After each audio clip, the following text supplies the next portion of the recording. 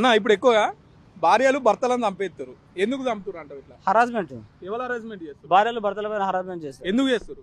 ఎందుకంటే బికాస్ వాళ్ళకు time spend చేయలేకపోవడము, లేకపోతే వగేరా వగేరా ఎక్సెట్రా ఎక్సెట్రా, దానివల్ల వాళ్ళు హింసిస్తారు రావడం మనల్ని మానసికంగా, సైకలాజికల్గా వాళ్ళు మనల్ని హింసిస్తారు కాబట్టి వాళ్ళు సూసైడ్ చేసుకోవడం అలాంటిది ఎక్సెట్రా ఎక్సెట్రా. ఇంత ముందుకు హనీమూన్ మర్డర్, హనీమూన్ పేరు మీద మేఘాలయ తీసుకుపోయి చంపేసిరు.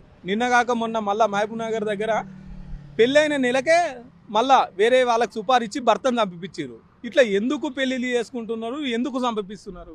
ఒకటి ఇల్లీగల్ ఎఫెక్షన్ ఉండాలి, రెండోది వాళ్ళు ఇన్సూరెన్స్ చేసి వాళ్ళ ఇన్సూరెన్స్ డబ్బుల కోసం చేసి ఉండాలి.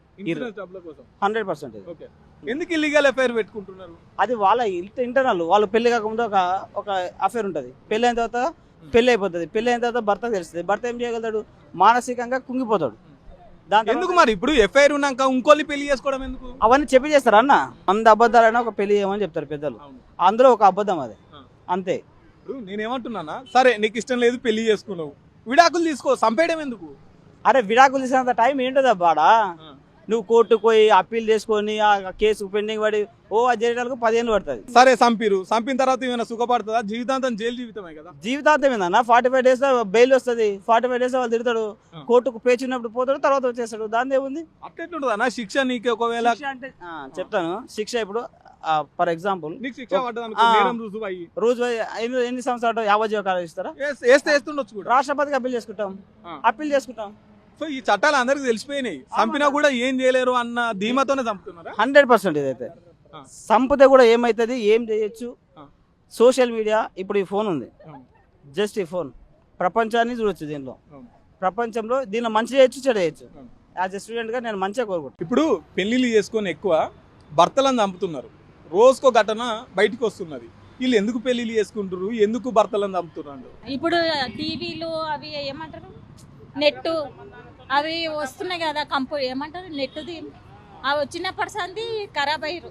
ఇంతకుముందు మంచిగానే ఉంది పాపం. అసలు ఎవరి గురించి ఎవరికి తెలియదు కదా, ఇప్పుడు అన్నీ తెలుసు. చిన్న పిల్లగానికి కూడా తెలుసు, ఏం చేసేది కూడా తెలిసిపోతుంది. అట్లా పెడుతురు అట్లా.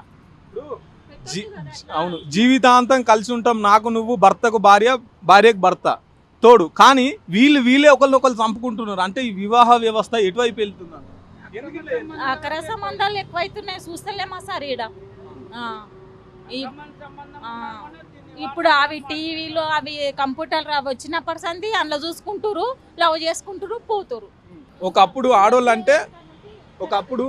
ఆడోళ్ళు భర్తకు సేవ చేసుకుంటూ ఉండేది, ఇప్పుడు మొత్తం భార్యలే అదే అయిపోతున్నారు. అంటే దీని వెనుక ఏమనుకుంటున్నారు? ఈ అక్రమ సంబంధాలు అని అంతదా. అక్రమ సంబంధాల వల్ల వీడు ఎవరినో ప్రేమించి ఒకటి ఇంకోని ప్రేమించి వీళ్ళకి ఎవరో నామమాత్రానికి పెళ్లిళ్ళు చేసుకొని అట్లా చేసుకొని తీసుకుపోయి వాణి సంపాదించే వీటితో హాయిగా ఉండొచ్చు అని కూడా లాస్ట్ వైపు ఒకరు వాడుతున్నారు. అంతే, లేకపోతే ఇంకేంట్లో పడతారు. కరెక్టే కదా. ఇప్పుడు ఒకప్పుడు భర్తలు భార్యలను చంపేది, కానీ ఇప్పుడు ఎక్కువ మొత్తం భార్యలను. ఒకప్పట్లో ఇంత అక్రమ సంబంధాలు లేవు, ఇప్పుడు అక్రమ సంబంధాలు ఎక్కువైపోయి దానివల్లనే వీళ్ళు అక్రమ సంబంధాలు ఎక్కువ ఎందుకు పెట్టుకుంటారు? తెలివి ఎక్కువైపోయి